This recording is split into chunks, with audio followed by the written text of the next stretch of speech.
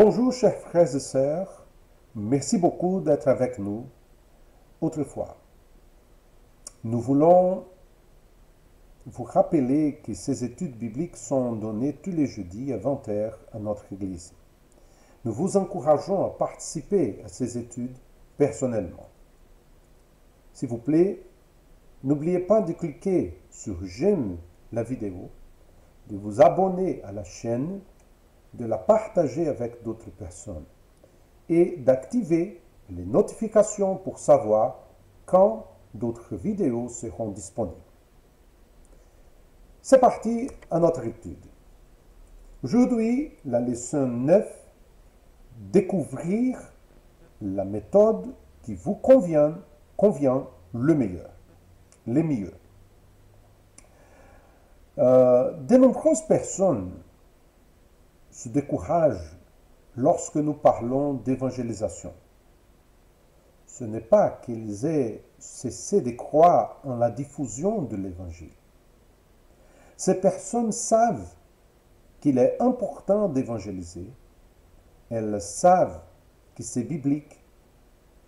Cependant, ce qui a tué la volonté de prêcher l'évangile, c'est l'overdose des méthodes d'évangélisation qui ne leur conviennent pas. La plupart du temps, la méthode d'évangélisation qui a été enseignée est celle qui consiste à une approche froide et directe. Par exemple, la méthode frappe la porte et parle avant de fermer la porte. Il y a une autre méthode dans le même sens, que c'est la distribution des tracts aux passants. En général, ces personnes montrent peu d'intérêt car elles savent déjà de quoi il s'agit. Ce qui se passe, c'est que les gens participent à ces méthodes. Les fruits sont peu nombreux. Certains disent même que beaucoup sont appelés et peu sont choisis. Et ensuite, la personne passe par un sentiment de profonde déception. Alors, comment pouvons-nous adapter notre façon d'être à l'évangélisation personnelle? Examinons cela aujourd'hui. L'un des plus grands obstacles à la méthode efficace d'évangélisation est le problème des idées fausses ou des interprétations erronées. Et cela est vrai de deux côtés de l'équation de l'évangélisation. Du point de vue des personnes concernées, des idées fausses sur le caractère de Dieu et de son Église les empêchent de faire une enquête spirituelle franche et honnête. Les idées préconçues sur Dieu et sur ce qui signifie le servir finissent par les détourner de lui. Mais lorsque les faux concepts sont remplacés par une compréhension correcte de son cœur plein de compassion et de grâce, les personnes intéressées deviennent plus ouvertes à l'acceptation de Christ. Et lorsqu'ils découvrent la communion, la joie, le but de faire partie d'un corps de croyants fonctionnant selon la Bible, ils sont encore plus attirés. Du côté des croyants, les idées fausses sur la manière de prêcher l'évangile finissent par inhiber la plupart des gens. En fait, l'un des plus grands obstacles à l'engagement des gens dans les églises est que de nombreux chrétiens comprennent mal ce qu'est réellement l'évangélisation personnelle. La simple mention du terme évangélisation personnelle provoque déjà des craintes et des sentiments de culpabilité.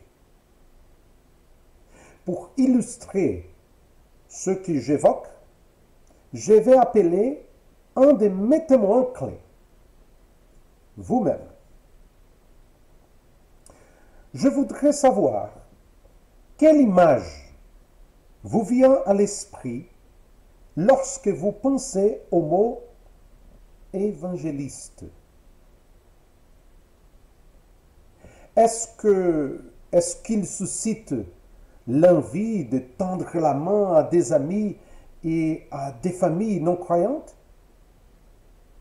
Ou bien, comme la plupart des gens, faites-vous des associations négatives à la simple mention de ce mot? Voici quelques idées que les gens ont lorsqu'ils entendent le terme évangéliste. Regardez bien.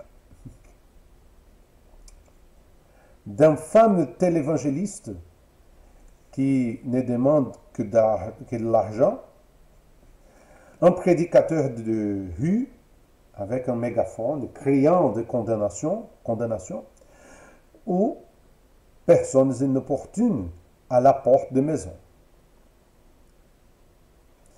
Soyons honnêtes, beaucoup de gens ont une image peu positive de l'évangélisation. Mais le fait que tant d'individus fassent des associations aussi désagréables montre à quel point le problème est important. Pour donner une idée, je vous montre le livre The Day America Told the Truth, le jour où l'Amérique a dit la vérité. Ce livre présente une enquête dans laquelle les personnes interrogées devaient classer diverses professions en fonction de leur honnêteté et de leur intégrité. Les télévangélistes apparaissent en bas de la liste. Après les avocats, les politiciens, le vendeur de voitures et même les prostituées. Sur les 73 professions, seules 2 se situent en dessous de cette évaluation. Les chefs du crime organisé et les trafiquants de drogue. Juste ou injuste, il est facile de comprendre pourquoi tant de personnes pensent ainsi. Nous voulons honorer Dieu en transformant les non-croyants en véritables et fructueux disciples de Jésus-Christ. Mais nous nous demandons comment changer cette image et quel serait notre véritable rôle dans ce processus de transformation. Je vous demande donc, avez-vous été touché par ce problème? Votre désir de parler de l'amour de Jésus a-t-il été étouffé par la pensée que votre façon d'être ou votre personnalité ne correspondent pas au profil d'un évangéliste? Ces pensées sont tragiques pour l'Église. Et encore plus pour ceux qui sont perdus. En fait, l'ennemi a utilisé ces barrières pour empêcher l'expansion du royaume de Dieu. Et comme il s'agit d'une stratégie extrêmement efficace, le moment est venu pour nous de la rejeter. Comment? Comprendre la grande nouvelle qui libère et donne du pouvoir. Dieu savait ce qu'il faisait quand il vous a créé. Il savait. Dieu vous a taillé sur mesure avec votre combinaison unique de personnalité, de tempérament, de talent, d'éducation et de dons spirituels. Et il désire équiper et utiliser cet ensemble dans la mission d'atteindre ce monde perdu. Cela signifie qu'il veut vous utiliser, nous utiliser, en fonction de la personne qu'il a formée en chacun de nous. Dieu n'appelle pas tout le monde à diffuser la vérité de la même manière. Au contraire, il a utilisé la diversité pour créer son corps de croyants. C'est-à-dire faire en sorte que la méthode vous ressemble. Il est important de savoir qu'il n'y a pas de bonne manière de prêcher le message de l'Évangile.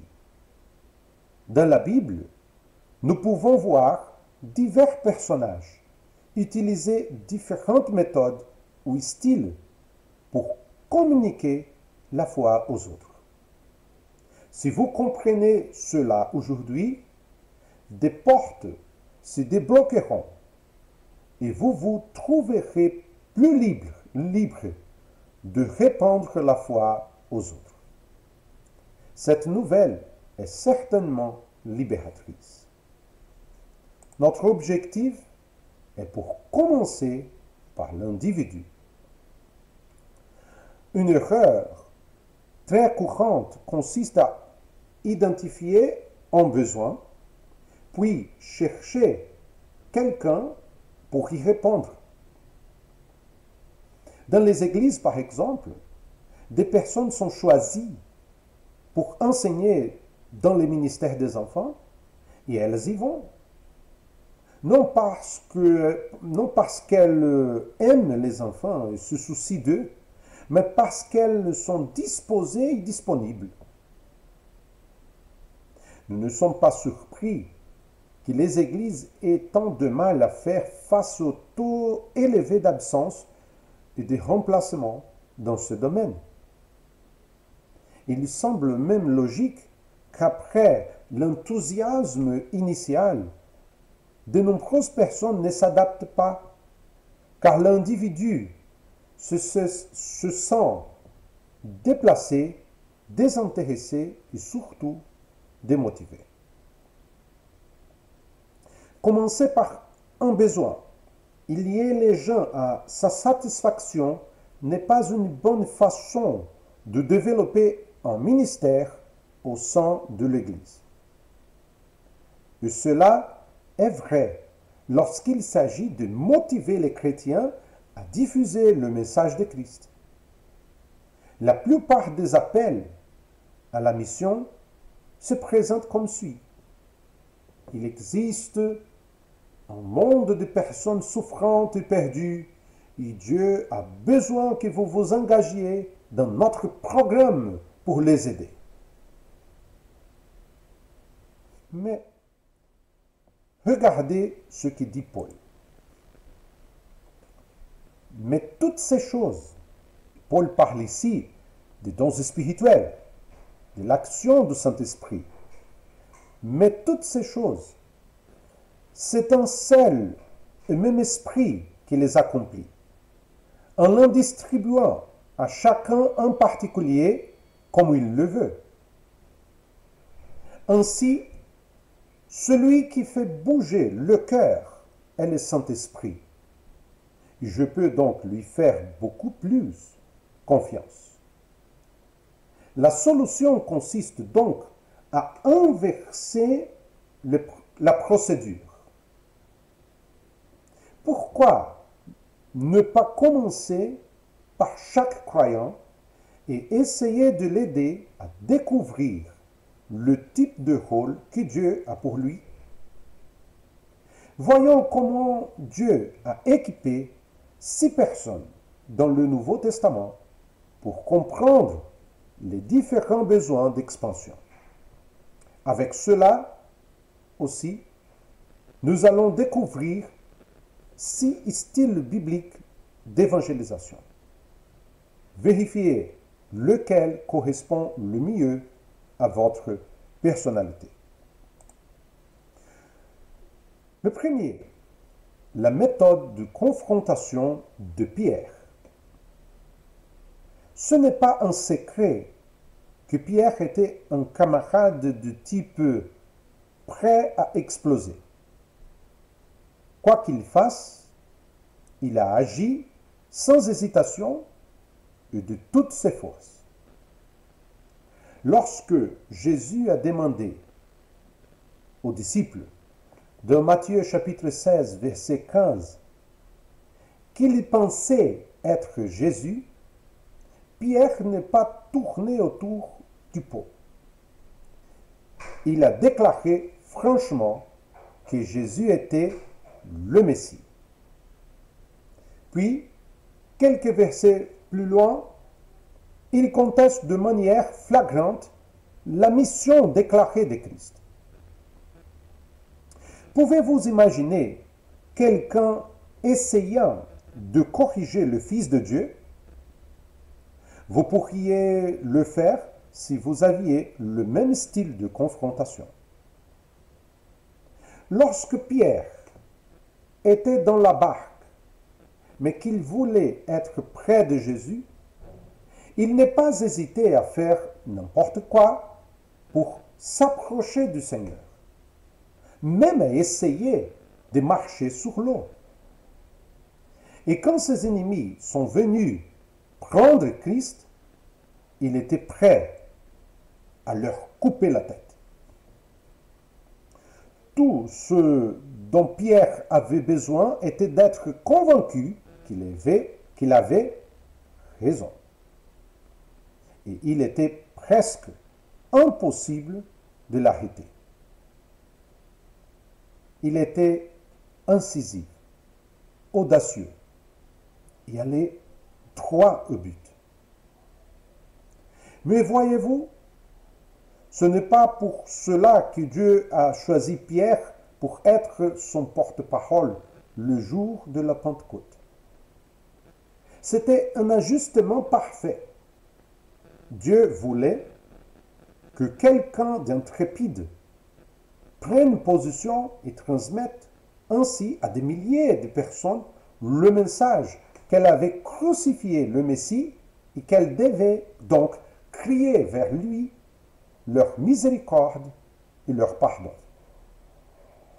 La personnalité de Pierre était taillée sur mesure pour cette tâche. Avec la puissance du Saint-Esprit, il s'est rapidement levé et a confronté les gens avec les faits. Et Dieu a miraculeusement honoré ses efforts. 3000 personnes ont accepté Christ et ont été baptisées le même jour. Savez-vous qu'il y a beaucoup de gens dans votre monde qui ne viendront pas au Christ jusqu'à ce que quelqu'un comme Pierre le leur dise si franchement? Certaines personnes attendent simplement qu'un chrétien contagieux, qui n'utilise pas de subterfuge, mais clarifie la vérité de Christ, les mette au défi de faire quelque chose à ce sujet. Ce chrétien pourrait-il être vous? La méthode de Pierre vous conviendra-t-elle ou préférez-vous examiner les 5 autres options? La deuxième méthode est la méthode intellectuelle de Paul. Si Paul pouvait certainement confronter les gens à la vérité lorsque cela était nécessaire, la caractéristique de sa méthode était la présentation logique et rationnelle du message chrétien. Lisez n'importe laquelle des lettres que Paul a écrites. Romains est le meilleur exemple. Et vous verrez qu'il était passé maître dans l'art de présenter l'explication parfaite des vérités centrales de la nature divine, notre péché et la solution en Christ. Lorsque nous regardons Paul et son parcours, son esprit organisé n'est pas surprenant. Il a reçu une éducation élevée sous la tutelle d'un homme qui était connu comme le meilleur des enseignants du pays. Dans ses œuvres, on peut voir la tendance naturelle à argumenter avec des ennemis imaginaires qui pourraient contester sa position. Paul était un intellectuel qui devait être respecté. Il suffit de lire ce qu'il y a fait sur l'aéropage à Athènes dans Actes chapitre 17. Il prend comme point de départ un hôtel athénien d'un Dieu inconnu et arrive au seul vrai Dieu. Sa méthode est si efficace que certains de ses auditeurs deviennent dès lors des croyants. Dans votre cercle d'amis, il y a des gens qui ont besoin de la logique pour prouver de manière concluante le point. Ils ne veulent pas de réponse facile du genre « vous devez simplement l'accepter par la foi ». À leurs oreilles, cela ressemble à sauter avant de regarder. Peut-être que tu auras de la chance. Ils veulent savoir pourquoi ils doivent sauter avant de regarder. Peut-être que vous êtes un Paul. La méthode intellectuelle convient-elle à votre personnalité? Êtes-vous du type curieux qui aime travailler avec des idées et des preuves? Ce type est devenu plus important à mesure que notre société se sécularise. La troisième méthode, la méthode du témoignage de l'aveugle. Bien que nous en sachions moins sur lui que sur Pierre et Paul, nous pouvons être sûrs d'une chose. L'aveugle guéri par Jésus en Jean chapitre 9 a vu se produire dans sa vie quelque chose qui valait la peine d'être raconté. Il était aveugle de naissance. Il devait généralement mendier auprès des passants. Mais sa routine a rapidement changé lorsque Jésus est passé par là et lui a donné le don de la vue. Dès qu'il a commencé à voir, il a été jeté devant un public hostile et interrogateur pour expliquer ce qui s'était passé. Il a refusé d'entrer dans un débat théologique, bien que Paul ait probablement été heureux de donner quelques arguments irrésistibles. Cet ancien aveugle a également évité la confrontation, ce que Pierre aurait fait. De telles réactions ne conviennent pas à sa personnalité. Au lieu de cela, l'homme a parlé de son expérience et a dit avec confiance, « C'est que j'étais aveugle. Et maintenant, je vois. C'est une méthode particulière. Dieu a préparé cet homme toute sa vie pour ces événements et cette histoire, afin qu'il contribue à amener les gens à Christ. De nombreuses personnes vivant ou travaillant avec vous ont besoin d'entendre un témoignage similaire de la manière dont Dieu est à l'œuvre dans leur vie. Ils ne réagiront peut-être pas très bien à un défi, à un argument, mais l'histoire personnelle de quelqu'un qui a accepté la foi les influencera puissamment. Est-ce que ça pourrait être votre histoire? Est-ce que, comme l'aveugle, vous vous sentez bien de raconter aux autres comment Dieu vous a attiré? Même si vous ne l'avez jamais fait auparavant, l'idée vous enthousiasme-t-elle? Les histoires peuvent être des outils puissants.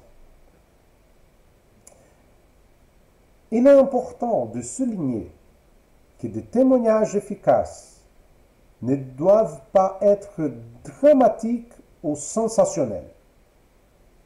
Ne vous excluez pas de cette méthode parce que vous pensez que votre témoignage n'est pas si spectaculaire.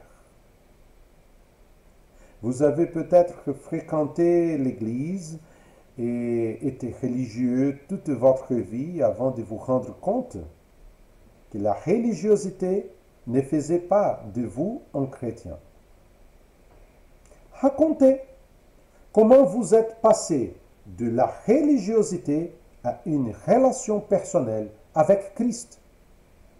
Sera plus pertinent pour la plupart de vos connaissances qu'un récit sensationnel d'une personne venue à Jésus après une vie de sorcellerie et de drogue, par exemple. En fait, le témoignage dramatique peut devenir une excuse pour vos amis.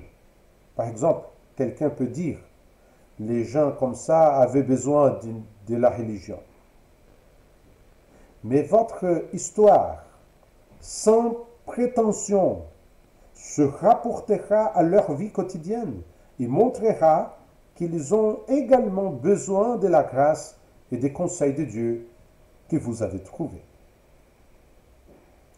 La quatrième méthode, la méthode interpersonnelle de Matthieu.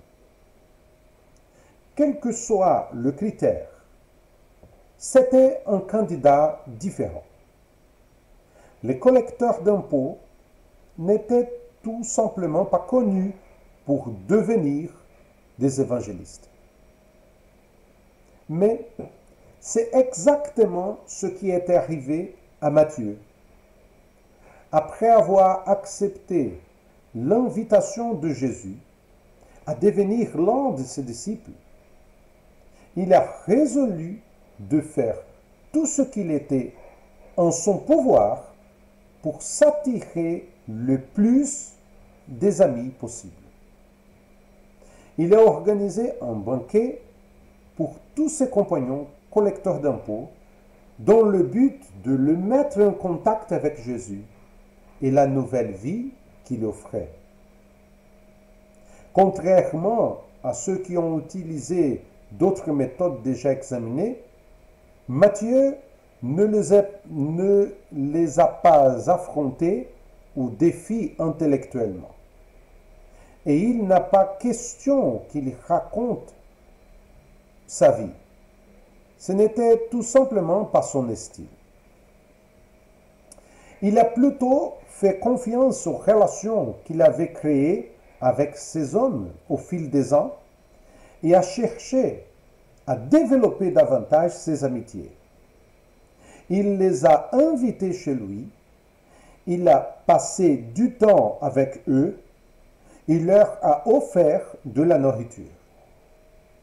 Il a fait tout cela parce qu'il se souciait sincèrement d'eux et qu'il voulait les amener à considérer les affirmations de Christ. Dans les études précédentes, nous avons beaucoup parlé de l'importance d'établir des relations. L'avantage de l'amitié est qu'elle nous donne la plus grande possibilité d'influencer la vie des autres. Et de nombreuses personnes ne seront jamais atteintes tant que quelqu'un ne prend pas le temps de créer ce genre d'intimité avec elles. Vous êtes peut-être un évangéliste interpersonnel. Par exemple, aimez-vous avoir de longues conversations autour d'une tasse de café avec un ami qui essaie d'évangéliser? Pouvez-vous écouter patiemment les problèmes de l'autre personne sans l'interrompre pour lui dire ce qu'elle doit faire? Aimez-vous accueillir les gens chez vous, partager un repas et passer du temps à discuter? Le cinquième méthode, la méthode d'invitation de la Samaritaine. Ne pensez-vous pas que c'est merveilleux la façon dont Dieu choisit différentes personnes pour accomplir son dessein? Nous l'avons vu avec l'aveugle, avec Matthieu et maintenant avec la Samaritaine. Et à mesure que vous vous impliquerez davantage dans l'évangélisation personnelle, vous ressentirez probablement la même chose à votre égard.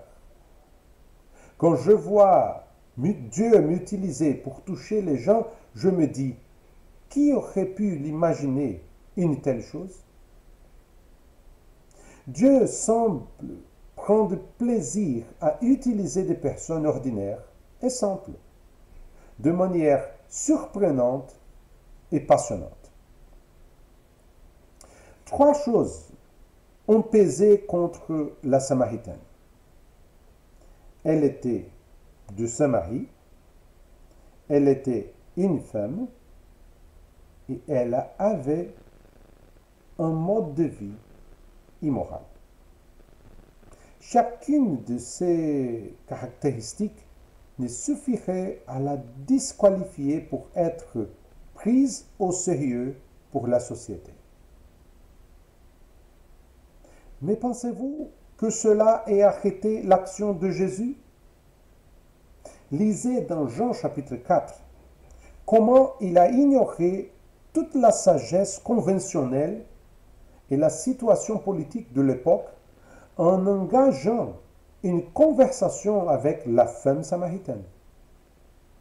Il ne fallut pas longtemps à la femme pour comprendre que l'homme avec lequel elle a conversé n'était pas un enseignant juif ordinaire.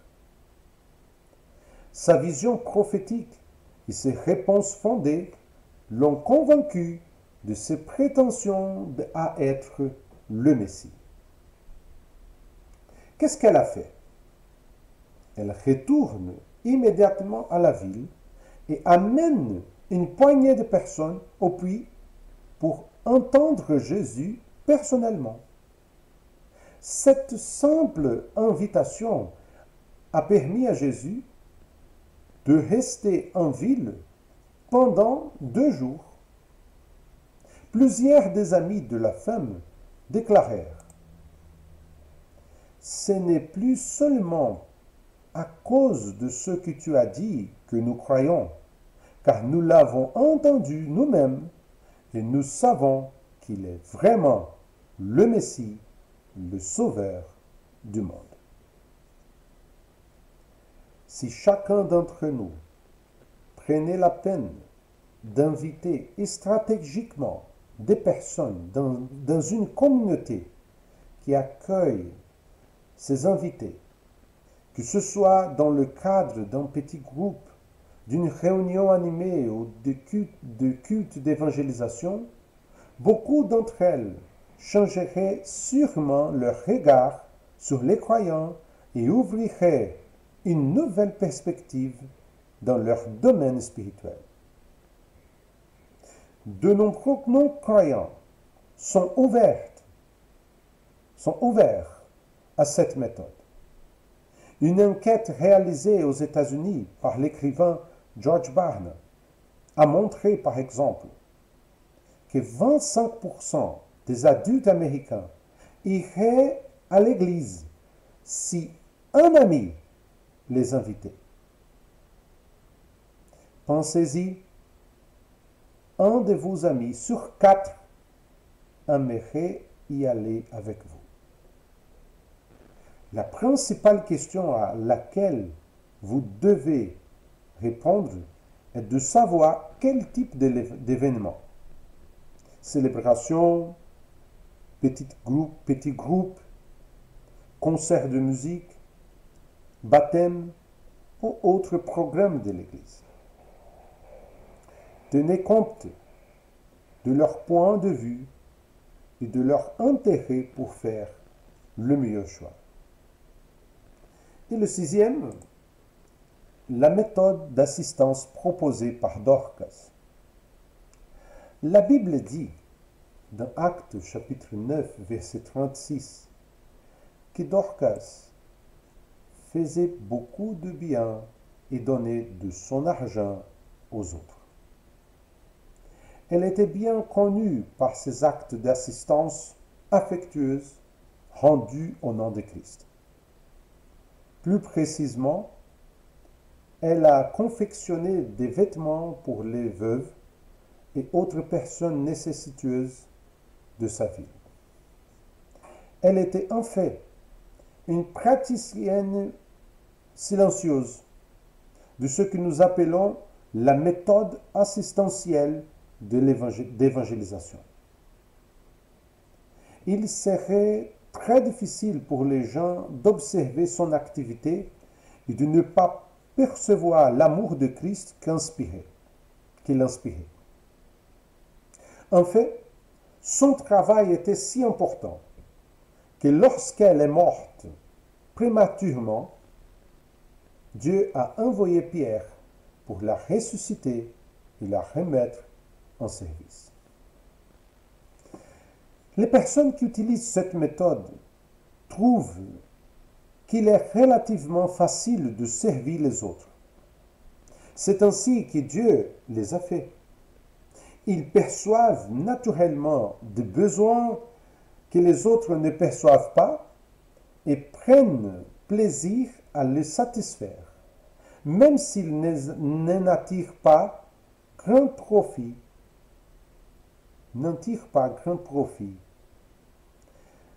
Ce sont souvent des personnes plus discrètes qui aiment exprimer leur compassion par des formes d'action tangibles. Bien que ces styles n'impressionnent pas autant que les autres et prennent souvent plus de temps pour produire des résultats spirituels, c'est l'une des méthodes d'évangélisation les plus importantes, car l'évangéliste de ce type touche des individus que personne d'autre ne pourrait atteindre. J'espère que vous avez été enthousiasmé par l'étude des différentes méthodes de propagation de la foi. Vous avez peut-être poussé un soupir de soulagement en réalisant que vous pouvez continuer à être vous-même et que Dieu savait ce qu'il faisait lorsqu'il vous a créé. Permettez-moi d'insister sur le fait que personne ne correspond parfaitement à un seul de ces styles. En fait, vous trouverez probablement des occasions de les utiliser toutes. Le fait est que Dieu a prévu une diversité pour son corps. Et chaque membre est plus fort dans certains styles que d'autres. Ce qu'il faut savoir, c'est que les chrétiens Les plus contagieux sont ceux qui ont appris à travailler en fonction du style que Dieu leur a donné. Ils ont identifié les méthodes en fonctionnant